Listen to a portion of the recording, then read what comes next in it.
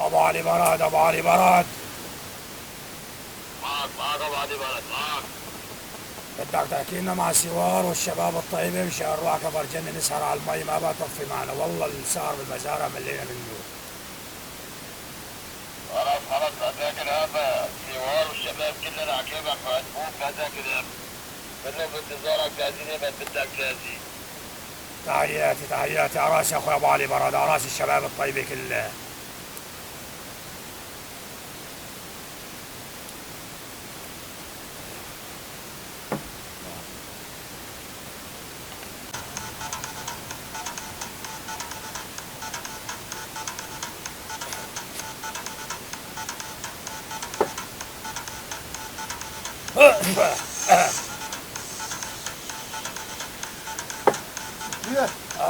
اهلين يا احمد، اهلين يا ابني احمد، اهلين يا ابني احمد.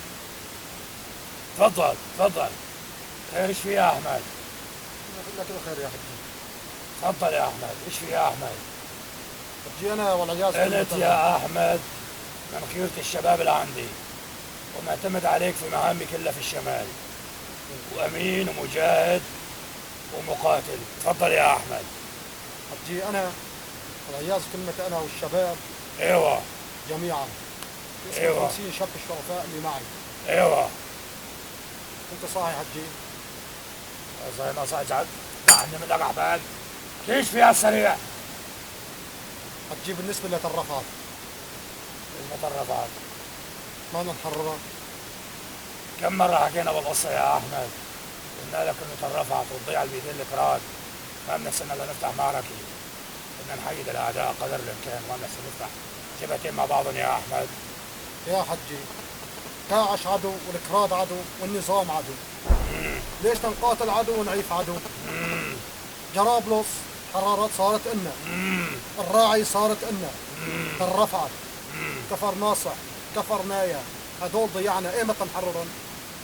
بدها صبر يا أحمد، نحررن بس بدها صبر، وبدها هلا نقاتل ونحرر شره يا أحمد.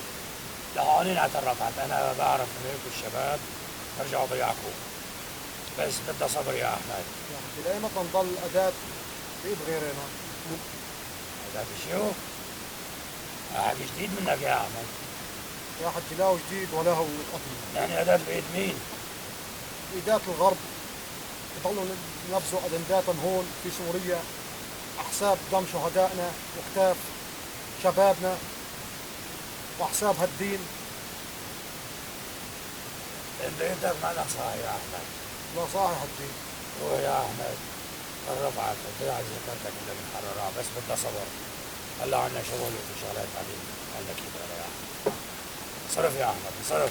ماشي حجي. صرف يا احمد.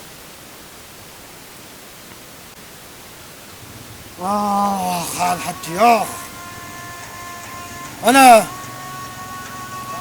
مالي خروف تاع ذبح ولا كلب تبع نبح.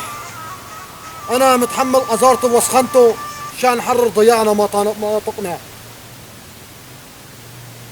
روح أحسن شي أسلموا هالبارودة واقصد باك كريم رحمن رحيم. أنا مالي بتاع دولار مرتزقة، أنا بإيدي مصلحة ميكانيك سيارات بقص من وراها ذهب إن شاء الله.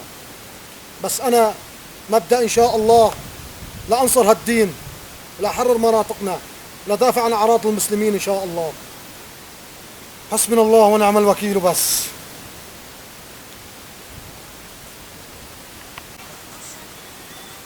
حجية اهلا يا احمد، اهلا يا احمد.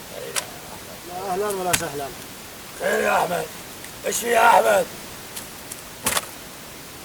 وين تروح يا احمد؟ أنا 50 شاب اللي معي خالصين، هاي بارودتي وجعتي والشباب سلموا أمانات للمستودع.